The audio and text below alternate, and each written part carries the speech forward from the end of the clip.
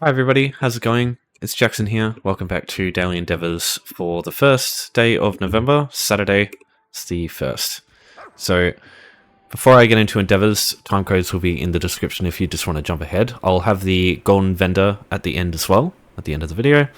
For now, I just want to cover the daily rewards, because they've changed, and there's also the November survival guide. There's not really much here worth talking about. I just want to really cover that there's 100,000 gold. There's also some grand and major scrolls here, which is always good. The only problem is they've added these here when basically the Halloween event is going to end basically around here, so you're not going to be able to get these scrolls by the time the double XP ends, which is unfortunate. But at least for when the New Year or Christmas double XP event happens, you'll still have these too. And I'm sure most people have got heaps of these lying around anyway. But yeah, grand scrolls, instant all research. If you haven't done your researching yet, you can use these too. These are always handy until you've researched everything. And then yeah, 100,000 gold obviously, as well as the gold materials. The Telvar is always good. So yeah, but there's nothing like really game changing here that you need to worry about. Okay, and then with the November survival guide, God, I hate that it fucking does that. Bloody Windows. So the only thing here you need to worry about is probably this year. It's a Clockwork City / Somerset event. Who knows? We might get these two DLC for a sale. Hopefully, it's better than the fucking meager like 30% off ones that we normally get with these events. We'll see though. That being said, Somerset is one of the best DLCs because it gives you jewelry crafting, so it's still worth it anyway, I think. Alright, now on to Endeavours. So in my opinion, everything but 2 Battlegrounds with the Guildmate is good. The reason I don't suggest this is these are all really easy, and Battlegrounds, right? So not only do you have to queue and wait possibly a while to get a battleground match. It could take 10 minutes, it could take an hour. It's just sometimes it can take forever to queue for. And the battleground itself takes like 10 or 15 minutes. You have to do that twice, and you have to have a guildmate on. Not everyone's going to have that as an option. So just because of how easy these are compared to the like same amount of seals, like this is just such shit value compared to these ones here. So my advice is skip this one entirely, unless it's like you're just going to do this anyway today, like sure, do it, but yeah, these options here are just going to be so much better. So yeah, just skip this one, I think. And for these ones, it depends. I think because you still want to get your event tickets, right? And one of the ways to do this is to do a group dungeon.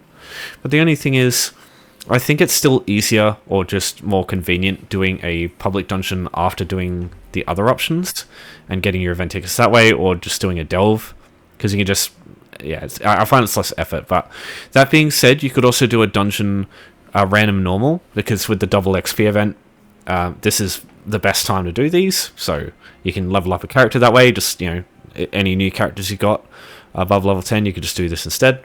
I do have a video on what I usually do when there's double XP events on, when I'm leveling from 10 to 50.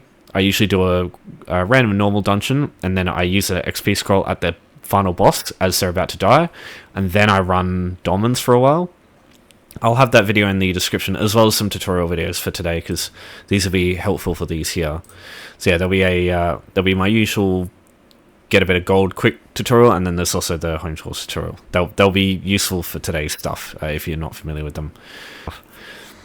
Now, in terms of the order of these, if you're going to do basically do this one last, because I usually go to Imperial City, and you can't port straight to your house from Imperial City, whereas you can outside of it. So it's convenient if you travel straight to your house and then go to Imperial City and do this and then leave. But you can do it, you can do it any way you want. But I think it's most convenient if you either do this or this, and then go to your house and do your Hearth furnishings, and then deconstruct your woodworking items. Assuming you're able to go to Imperial City. If you aren't, I'll just go through a bonus, like a secondary way, if you don't. But my advice with double XP event especially, like, just level up to level 10. Like, it's pretty easy and pretty important in this game, I think. Alright, starting off with Hearth furnishings here. So, like I said, do this one second last, but I just want to show you this one first, just so you know what to do. Because there is a little bit of prep. required to do it quickly. And you want to make sure you do that prep before you just travel straight there. So firstly, you need a house for free.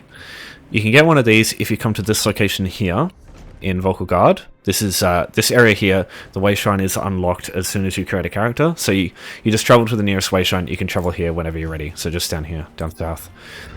In here, there'll be an NPC right here with a quest. Just start the conversation with them. You'll accept the quest, and then in order to complete it, you just keep talking to her. The house you get for free will show up here, and it's one of 3 depending on the alliance that you do this on. So they'll show up here in the Collector tab, in Houses, in the Map section. The other thing you need is a Hearth furnishing. Now, the quickest way to get a Hearth furnishing is to go to Kanathi's Roofs and unlock Mistral.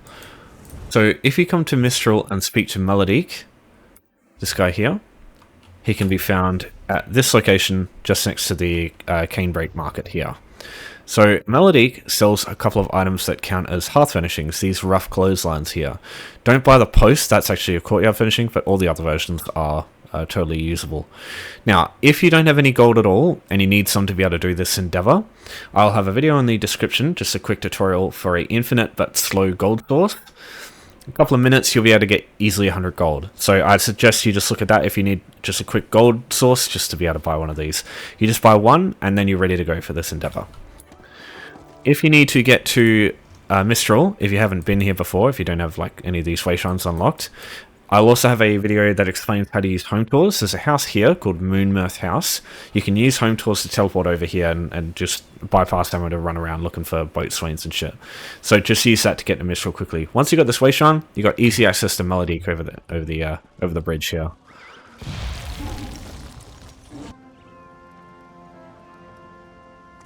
So now we've got our house and we've got our furnishings. So now we just travel into our house. So yeah, like I said, you can do this from anywhere. That's why I suggest doing it later.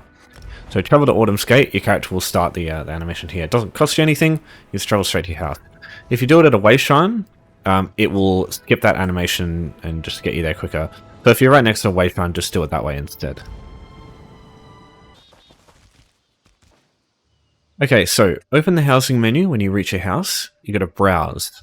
Once you get here, you'll see in the Hearth tab here, you'll find your rough clothesline. So all you do now is just find a spot for it and just place it down. Now, once you've placed it on the floor, if you just try and pick it up like this, nothing happens. What you have to do instead is it needs to be placed into your inventory and then placed down again. And for that reason, what I'd suggest you do instead is once you place it, at the bottom left in the like commands, you'll see it says undo. Just hit that key instead, because that'll put it back in your inventory, and then it'll give you the ability to press redo as the other key, and that will just place it down again. That actually works for the endeavor. So anytime this comes up, what I suggest you do in the future is go back to your house, and then, like, say I've just come back, I've had the, like, after you place this now, if this endeavor comes up in the future, come into your house, just open up the housing menu, come here, pick this up, put it away, undo, redo, undo. So you can just keep it wherever it was before, and it'll just allow you to do this endeavor with one furnishing, just not having to spend any more gold. So yeah, just spending the 100 gold the first time, and that's it. Now you can do this endeavor easily with your house whenever this endeavor comes up, super quick. You can see why I really like this one. Yeah, like I said, just do this before you do the Imperial City one, because now you can just port into Imperial City for your woodworking one, and just it's easy from there. Otherwise, you can't queue into your house from Imperial City. You have to leave first, and yeah, just waste less time that way. Okay, picking locks. Anytime this endeavor comes up, you want to come to Skywatch here. This is in Oridon, just in the central side instead of the southern side, as you get the house for free. If you need to come here, what I suggest you do is use Barbed Hook Private Room, just like you would with Moonmirth House to get the Hearth furnishing. Just do the same thing with home tours. So once you're here, you just come up to these doors here of these 3 houses, this one, and then this one. They all have a simple lock that you can just do whenever you're ready.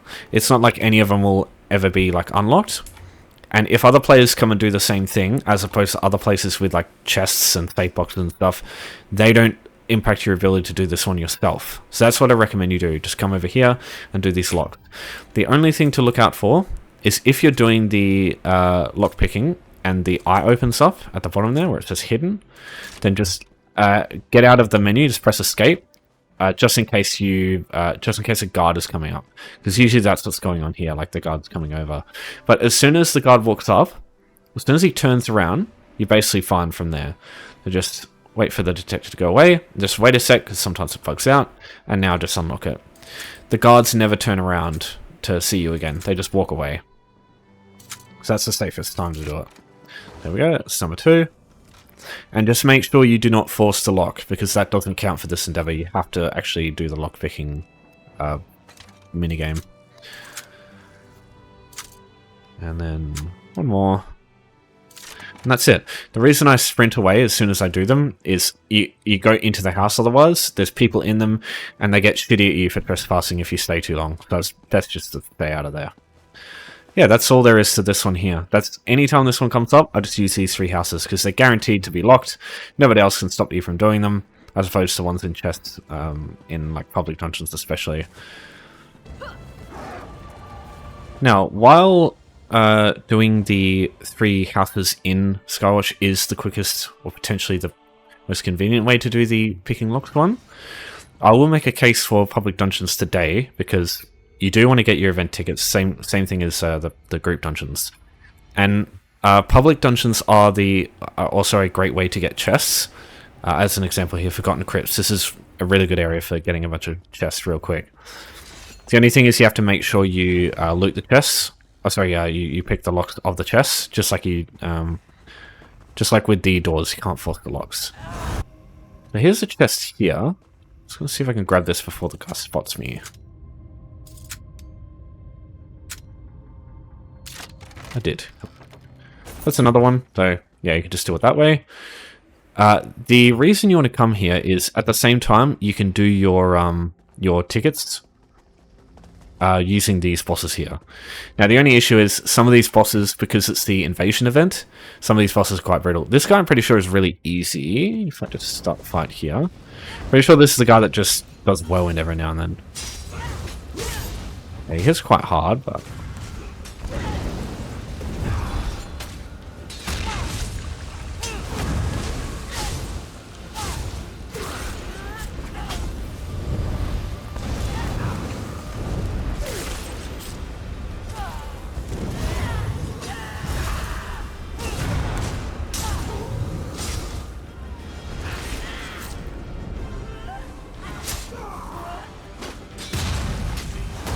yeah, you can see what I mean. It's pretty easy to beat this guy. And then some of the bosses are fucking brutal. Ow. Like some of the ones in this place, like the invasion ones, they are fucking insanely bullshit. Like the ghost one has like the tether that you can't interrupt if you're on your own, stuff like that. So yeah, but that's the way to get your tickets. And there's always bosses in these places that are not part of the invasion. For example, this guy here, way easier. And there's another chest here that you can unlock. Oh, I'm about to get revealed. Yeah.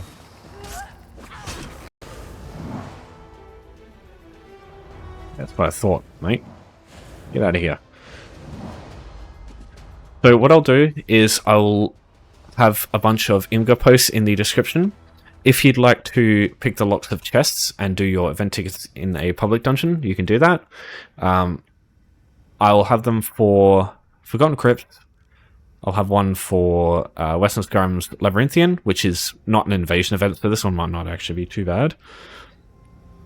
I'll have one for Rusek's Wheel, and then I'll also have one for Rivenspire's Obsidian Scar.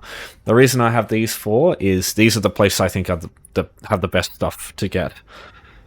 Obsidian Scar has Darkstride, which I think is a really good like farming set, like running around, because you get really low cost sprint, so you can sprint for days. Bankrai has Ring of the Pale Order, which is a good mythic. Oh shit. Hold on. Oh yeah, sorry, this guy's not close enough. The Western Skyrim has Venomous, which is a good set, and then Decon has Mother Story, which is also a good set. So that's why I recommend these on TR. But it's up to you. You can do one like Nato Tambu and do the group event there at the same time. Alright, so now for a group dungeon, the only one I would personally do is Fungal Grotto 1 because it's way quicker than the other ones here, even as like a low-level build. So, the only reason I do this is if you want your event tickets at the same time. If you've already got your event tickets, just do these 3 here. They're way quicker. So, I'll just show you my typical Fungal Grotto run-through. You don't have to go invisibility through here to make this easy. Instead, if you don't have a Nightblade or a character with Cloak or with invisibility, just bring like the best damage dealer you've got and just run past all these enemies here, just healing yourself every now and then. And once you get into the room with the first main boss, War Chief Ozasire, just either let all the enemies kill you or just kill them in the corner. It's up to you. Yeah, the only guy that matters is this guy here. So until this guy's dead, this door will be shut. So all I do here is I just swap over to my other build. And I just bring this guy over here. You don't have to bring him specifically to this location, but, okay, I blocked that, thank you. It just keeps him away from the other guys over there.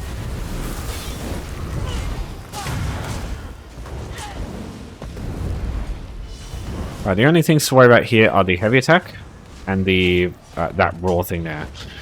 This guy does very little damage, but he's just annoying. Like, he'll interrupt your attack constantly.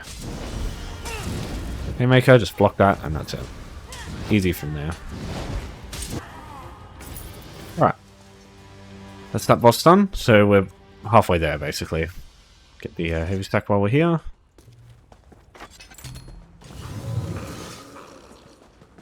Speed myself up a little bit. Now, once you get to this little river here, just turn left. And then once you get to the waterfall, just jump down. There's water at the bottom. From here, it's just heading underneath the bridge here. Just careful of the mud crabs on the left. And then once you're here, just jump up here. And this takes you straight to the final boss. That's all you have to do to complete this place. Get here and then kill this final boss, and that's it. Right, so this guy, he's pretty similar to Ozazai. He's just got a heavy attack and then like an explosion. And that's all you really need to worry about. This heavy attack, it comes out quick, so just be ready to block as soon as you see it. This lightning field here, it does a bit of damage, but he does not attack very frequently, so... Well, when I say frequently, he doesn't do things rapidly, like one after the other, so... They don't usually take a whole lot of damage. Okay, so at about 66%, he'll turn around and unearth about a bunch of mud crabs on the floor. It's good for a Nightblade because you can get a shit ton of ultimate back. Yeah, the mud crabs are very basic. Have very little health. Take almost no time to kill. Yeah, just keep blocking the heavy attack. Avoid the explosion if you want. But you can just heal through it if your character's got enough healing. Just kill these guys real quick, and then pass another ulti. Go straight to execute. Yeah, that's all it takes to dodge the explosion. Just move around a little bit as soon as you see her. Okay, and that's it. So we got our tickets from that, and if you haven't done the quest yet, you'll be able to hand that in too for a free skill point. There's also a chest there, so maybe you can pick a lock of that. The only thing about this is there's only two chests whenever you do Fungal Grotto 1, or any dungeon in the game, so you won't be able to get 3 locks from a single dungeon run. I'm trying to think if there's any dungeons that have a locked area. Nope, can't think of any dungeons that have like a thieving part to it. I don't know. Anyway, you get the point. So now you can just leave Fungal Grotto 1. If you head through this spot here, it'll take you back to the entrance. You can go out here and that will take you straight to the Way Shrine. Or, if you haven't done your deconstructing at a woodworking table option yet, you can just port straight here to the Imperial City. Or if you haven't done your furnishing one, you can just port straight to your house as well. You can just do the same thing. Just go to your map here, into houses, find your house, travel there, do the furnishing endeavor, and then go straight to Imperial City for your woodworking one. Okay, and then once you're here, just look around at the... there's a bunch of weapon racks there should be. So this one here, for example. Just put on my speed build again. There's a bow here. There's a staff here.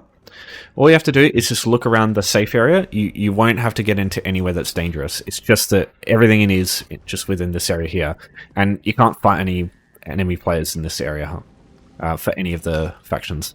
It will look a little bit different depending on the faction you go, but everyone will have usually, like, unless you're incredibly unlucky, there should be 8 items that you can deconstruct using woodworking in here. So if I come over here, there's these weapon racks over here. There's usually 2 shields here. That's good. I'm trying to remember. Some of the factions have extra areas, like in the... I call this the ladder room. It's the room that takes you with the ladders to all the districts. Some of the factions have some stuff there. Oh yeah, there's a bow here too. So bows, staves, and shields. That's what you're looking for. Now come into this room. Sometimes there's a shield over here. There's one there.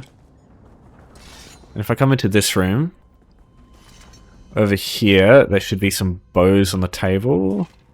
And some staves over here. So that's 8 items there. So if I just go over... do this. Choose those, and deconstruct. And that's it. Woodworking one done. So that's the way to do the woodworking endeavor if you don't have any materials. You can just source them for yourself. The reason you come to Imperial City is because everything in here is not stolen. Everything outside of Imperial City is actually stolen. So let me show you a below level 50 option that you can use. Now you can go to towns and just steal stuff, but you can incur a bounty if you're not careful. So what I suggest you do instead is go to White Gold Tower. Now if you watch the tutorial video for getting just a little bit of gold, it's literally the same dungeon, the White Gold Tower here. You can get this through Imperial City DLC, which is free, so everybody's got access to this. So just travel inside. You can literally hop into this on Veteran. It makes no difference. You're not going to be fighting anything. You're not going to be running around like crazy.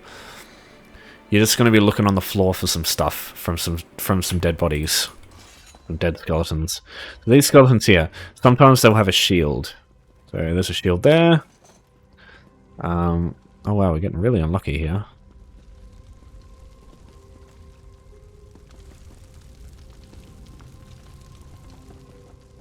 There's one. There's another. There's one. Come in here. There's a shield there. Come into this room where you'll find all your coins. You can grab the coins if you need them for a bit, like 50 extra gold. But yeah, you don't have to. Shield, shield there. Shield there. There should be an extra bow in here somewhere too. Yep. And then shield. So yeah, with that stuff, you can also just deconstruct that for the endeavor as well. And if you get really unlucky and there's not enough items in here for 8 woodworking items to deconstruct, literally just go out, come back in, and it'll reset the instance, and stuff that wasn't there before might actually reappear. So yeah, it will, but most stuff will be here again because it just respawns everything. That's all it does. All the containers here will be reset. So that's my advice there. Now, unfortunately, there are no woodworking stations in here. Trials tend to have woodworking stations, but dungeons tend to not. So, yeah. What you can do instead, if you want to make this really quick, once you leave, you will be taken back to the way shrine, and you can either travel to your house if you've got your own crafting stations. You could go to Decon, which has a woodworking station very close, or if you have one of the DLCs for one of the trials, as an example, sorry, not Telmancy Peninsula, Vardenfell. This zone is free, and this trial is free, and it unlocks as soon as you create a character. So you just travel straight here from a way shrine. And this has a woodworking station in it, so it just immediately gets you to one without having to run into a town and do it. Because, you know, if you have a bounty, it might be a problem. So if we turn around, there's a... Where's the woodworking station again? There. Over here, just get our items that we found. All our nightwood shields. And deconstruct those. And, yeah, you can do the exact same thing with that. So those are the two methods I would use for woodworking deconstruction. Obviously, you can just go and use your own. But why bother? Just use other people's stuff. Okay, so let's take a look at the golden vendor now. So we've got Barsakar and Prytheric. So Barsakar is very new. Prytheric is relatively new, a couple of years ago. Now Barsakar, on paper, I don't even like the look of this, honestly. 6 meter pool of blood, but it doesn't say that it lasts any amount of time. Like if you look at Well of the Depths, it says that it lasts 6 seconds. It doesn't say how long this one lasts, so I have no idea how long that will be up. It looks like it's just a one-time hit of 1600 magic damage. Now, when you consider that in PvE, roll dodging to get damage and a shield, I really can't see many instances where that's going to do much for you. As a tank, as a healer, as a damage dealer, there's just better options that are just more reliable, where you don't have to roll dodge, because there are things that hit you through roll dodge that would normally be fine to use through block, but at the same time, I don't know. Maybe there's like... There are certain attacks that you could... Like, Zalvaka in Rockgrove. Maybe that boss could do okay with this, but like it's basically just like 1 or 2 enemies in that case, and you're only getting like 3,000 shield for that, and that's like fuck all. That's not going to protect you, considering that shields don't add block mitigation into account. So when a boss heavy attacks you with the shield up, it's going to deal max damage anyway, so it's just like it's not really going to benefit you much there. And roll dodging is like a lot of time wasted when you could just be like doing healing skills or doing damage skills. So I don't see much use in PvE. And PvP, on the other hand, yes, there are probably going to be cases where you're outnumbered, you're running away from a lot of players, and you can just roll dodge and maybe hit a bunch of them. But you have to take into consideration, in PvP, damage is halved, so the magic damage is only going to be about 800. The shields are halved, so you're only going to get about, of that 800 damage, you're probably only going to get about 7,500 max. And there are not really going to be cases where you're going to be getting many players just standing in the same spot. Like a ball group is going to maybe stuck on that, but ball groups are probably just like... You're going to be taking so much damage from that ball group anyway that tiny little, like, probably 8,000 shield is just not going to help you. So, yeah, I really don't see many instances where this is going to help you much in either case. So I can kind of see why they're putting this here instead of the Black Gem Monstrosity set, because that set is actually really good, but this set just seems shit. But, I don't know, it's just me. Considering also, scales off your max health, so you can't really use it as a damage dealer anyway, only as a tank. So, and it also doesn't crit, so that's even worse for PvE. So it just seems like a terrible set, in my opinion. But I haven't tested it, so I wouldn't know. It just seemed bad. And then Prytheric, on the other hand, this is really good for any instance where you're dealing with lots of enemies at once. Not really good in PvP because it's just a circle on the ground that people are just going to stay out of. But PvE, it's amazing for anything like basically fights between bosses.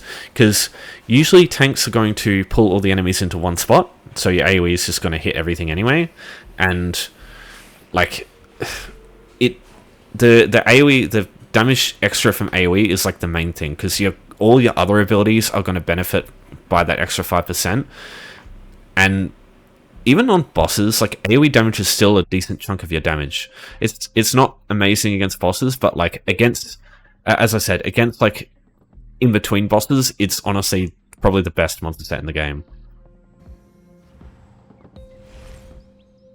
Deadlands Assassin, lots of spell and weapon damage, bit of stamina, and heavy attacks do basically a bunch of damage, and then extra damage if your enemy's got low health at the time. This is a pretty good ganking set, as far as I've heard. Also really good for PvP builds using where you can just factor in heavy attacks, usually like stun someone and then hit them. Probably not amazing in PvP unless you can be in melee range. It's probably okay, but yeah, the issue is the range. Usually heavy attack builds still want to have like they're usually sorks of the lightning staff, so they're usually just heavy attack from range. So I don't know how well that goes, but 10 meters isn't too bad. Like that's considering that this is 5 meters, it's 2 times that, so it's about there. So that's still, most builds can still do that, so that's fine. So it's okay, but I wouldn't go out of my way to spend 100,000 gold on this. I'd just get like a purple set, because yeah, it's a lot of gold for something that really isn't meta. As I said, it's okay, but it's not. Yeah, it's not something I would spend my gold on, because it's an overland set, so you can actually get this from the Deadlands. You can buy this on guild stores, so yeah, you don't have to. Oh, sorry. Yeah, Deadlands Assassin. Sorry, I thought it was Demolisher. Yeah, this one here. So it's medium from Blackwood. So Blackwoods are. Oh yeah, sorry, it's not. I was wrong there. Sorry, it's not Deadlands. It's Blackwood. Makes it even easier because you can just do the public dungeons there and just get all the weapons and jewelry and stuff.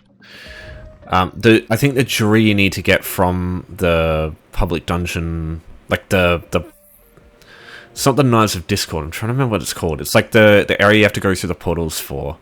There's like the fucking annoying dude who gap closes, and you can't block it. Yeah, whatever. So yeah, you can get the jewelry there. So it's, if you own the Blackwood DLC, it's pretty easy from there. I have the Grasp. Pretty simple. Just get ultimate whenever you deal damage, or deal critical damage. It's okay. It's about 1.4 ultimate a second, which when you look at things like Minor Heroism, so Shulk, that's 1 ultimate every 1.5 seconds. So it's a lot better than something like Minor Heroism. Okay, so I'm going to make a case here not to buy this at all on guild stores. This is the reason. So this blue quality one generates the same amount of ultimate every 5 seconds. So the 2 to 4 piece will get a slight increase in effectiveness from it, but this isn't a meta set, so you really shouldn't be spending important resources on it when you can just get blue, even green quality stuff, and get basically the same 5 piece. So I don't see any reason why you should buy this on the Golden Venom, where you can just buy this at like purple quality or whatever on guild stores for much, much cheaper. And like, seriously, the difference between purple and gold jewelry is like so insignificant. Maybe infused because of the effectiveness of that trait. But yeah, like at that point you probably got jewelry sorted anyway, so I don't know. I don't think it's worth investing in there. Alright, Heaties.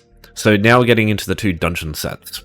So Heaties it's pretty good. Here's the thing, it comes from a fucking high tier dungeon, but it's probably one of like the best beginner sets, because you just basically, when you heal yourself or an ally with an ability, that's basically just as a healer you exist, and it'll work. So you get a warming aura, it applies to you, so the AoE is on you, and it's big. The AoE is fucking huge.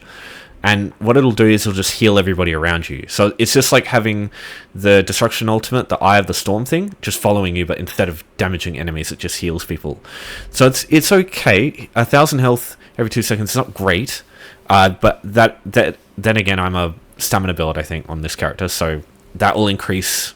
I am stamina, so it's pretty high, but it's okay. For every 2 seconds is not amazing, but it's one of the few sets that increases or reduces cost of roll dodge, sprint, and block. I don't see that in many cases.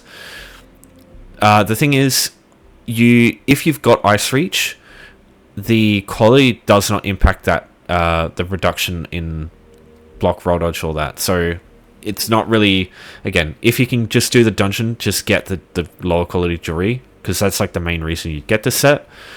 But I don't see this very often and like spoken about as far as like healer builds go. They usually go like sets that increase your damage, or like debuff the enemy for damage taken and stuff like that.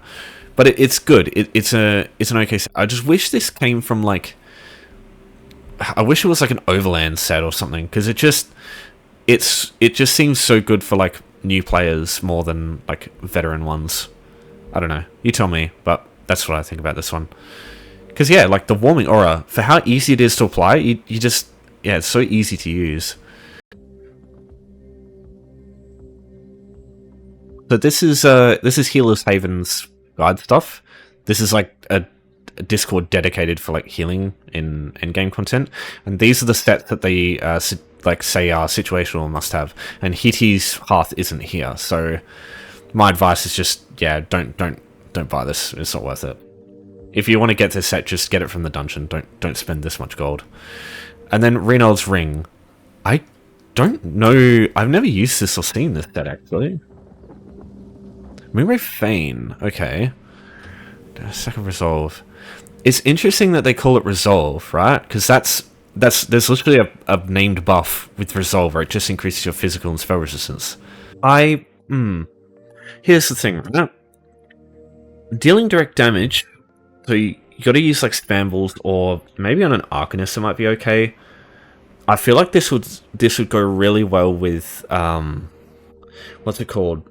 Ring of the Pale Order, right? Because Ring of the Pale Order, you deal damage to heal. And then when you're dealing damage, you get healing received and physical resistance from this. So stacking this with, like doing solo content with this would actually be pretty good. But it's heavy armor, and the 2 to 4 piece doesn't do well with damage builds. So I don't know how well that would go. It would be good. Like it's just, I don't think the 5 seconds lasts long enough for it to be worth it. Because yeah, you got to switch over, block, get a couple of heals in and a couple of buffs, and then it's all gone. So I don't know. I feel like this isn't very good. But yeah, maybe on like a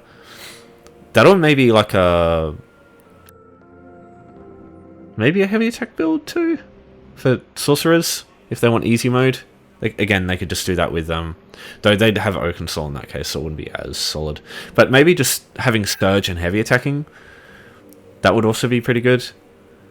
Also, Templars using Jabs and Beam, they'll constantly be keeping this going, so I don't know. But you don't do... Yeah, I can only really see this being worth it with Pale Order and Arcanist, because you're just not going to be dealing direct damage very quickly when it goes away so quickly. Because it's each stack, right?